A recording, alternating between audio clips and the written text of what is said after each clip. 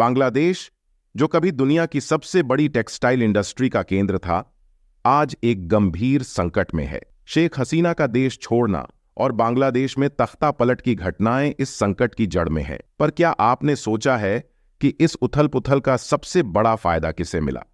यह भारत है, जिसने सिर्फ 6 महीनों में 60,000 करोड़ रुपए कमाए हैं। पर क्या यह सब सिर्फ आर्थिक खेल है या इसके पीछे कोई और साजिश छिपी है? आज हम आपको बताएंगे कि कैसे बांग्लादेश का यह संकट भारत के लिए एक सुनहरा मौका बन गया और दुनिया के नक्शे पर भारत की धाक जमाने वाला कदम साबित हुआ।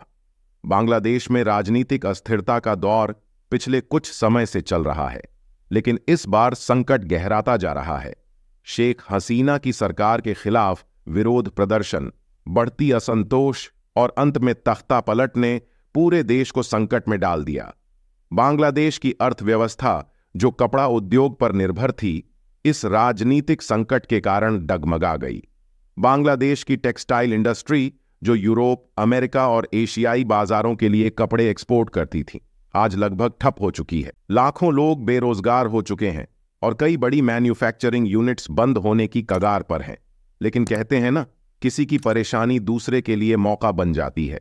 बांग्लादेश के इस संकट का सबसे ज्यादा फायदा भारत ने उठाया है। भारत के टेक्सटाइल सेक्टर ने पिछले 6 महीनों में जोरदार प्रगति की है। जैसे जैसे बांग्लादेश के खरीदार दूसरी जगहों की तलाश करने लगे, भारत के लिए एक बड़ा मौका सामने आया। सरकारी आंकड़ों के अनुसार अप्रैल से सितंबर 2024 के बीच भारत का कपड़ा निर्यात 8.5% बढ़ा और 7.5 अरब डॉलर तक पहुंच गया। भारत की टेक्सटाइल इंडस्ट्री तेजी से अंतर्राष्ट्रीय बाजारों में अपना दबदबा बना रही है और इस तरह बांग्लादेश का संकट भारत के लिए सुनहरा अवसर साबित हो रहा है। बांग्लादेश से हर महीने लगभग 3 से 5 करोड़ डॉलर का व्यापार हो रहा है। 3.8 अरब डॉलर का कपड़ा एक्सपोर्ट होता था, जो अब रुक गया है। यूरोपियन यूनियन और यूके जैसे बड़े बाजारों ने तेजी से भारत की ओर रुख किया है।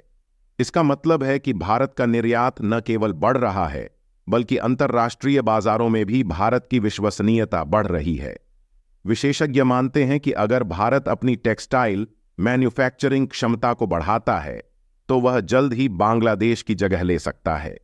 यह भारत के लिए एक बड़ा आर्थिक मोड़ साबित हो सकता है, जो न सिर्फ एक्सपोर्ट को बढ़ाएगा, बल्कि रोजगार के नए अवसर भी खोलेगा।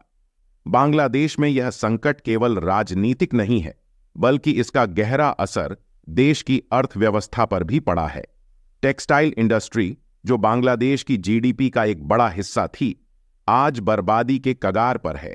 यहां तक कि कई अंतर्राष्ट्रीय ब्रांड्स ने भी बांग्लादेश से अपने ऑर्डर वापस ले लिए हैं। इसके अलावा बांग्लादेश के आर्थिक संकट ने उसके समाज में अस्थिरता को और बढ़ा दिया है।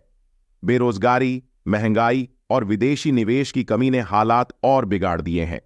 बांग्लादेश का यह संकट अगर जल्दी सुलझाया नहीं गया, तो इसका असर केवल देश के भीतर नहीं, बल्कि पूरे दक्षिण एशिया पर पड़ेगा। बांग्लादेश के संकट के बीच भारत ने न केवल अपना आर्थिक मोर्चा मजबूत किया है, बल्कि अपनी कूटनीतिक स्थिति को भी सुधारने का मौका पाया है। आज भारत न केवल दक्षिण एशिया का एक महत्वपूर्ण आर्थिक केंद्र बन गया है, बल्कि अपनी बढ़ती आर्थिक शक्ति के साथ दुनिया के बड़े बाजारों में अपनी धाक जमा रहा है। भारत के पास अब एक सुनहरा अवसर है कि वह अपनी टेक्सटाइल इंडस्ट्री को और विस्तार दे। कई भारतीय कंपनियां जो पहले बांग्लादेश में अपने मैन्युफैक्चरिंग यूनिट्स चलाती थीं, अब उन्हें भारत में शिफ्ट करने की सोच रही हैं। इससे भारत को न केवल आर्थिक लाभ होगा, बल्कि लाखों नए रोजगार भी उत्पन्न होंगे। इस समय भारत के पास 2 प्रमुख लक्ष्य हैं। पहला, अपनी एक्सपोर्ट कैपेसिटी को बढ़ाना और दूसरा, वैश्विक बाजार में स्थायी रूप से बांग्लादेश की जगह लेना। अगर भारत इस मौके का सही ढंग से इस्तेमाल करता है, तो वह जल्द ही दुनिया के सबसे बड़े टेक्सटाइल निर्यातक देशों में से एक बन सकता है। अब सवाल यह है कि क्या बांग्लादेश इस संकट से उबर पाएगा, और अगर नहीं, तो क्या भारत दक्षिण एशिया में उसकी जगह लेगा? यह एक ऐसा सवाल है जिसका जवाब आने वाले समय में मिलेगा। अभी तक तो एक बात साफ है, बांग्लादेश का यह संकट भारत के लिए एक आर्थिक और कूटनीतिक वरदान साबित हो रहा है। और अगर यह सिलसिला यूं ही चलता रहा तो भारत का विश्व में स्थान और मजबूत हो जाएगा। तो दोस्तों, बांग्लादेश के इस संकट ने भारत के लिए जो नए अवसर पैदा किए हैं, वे आने वाले समय में भारत की वैश्विक स्थिति को और भी मजबूत करेंगे। क्या आपको लगता है कि भारत इस मौके का पूरा फायदा उठाएगा?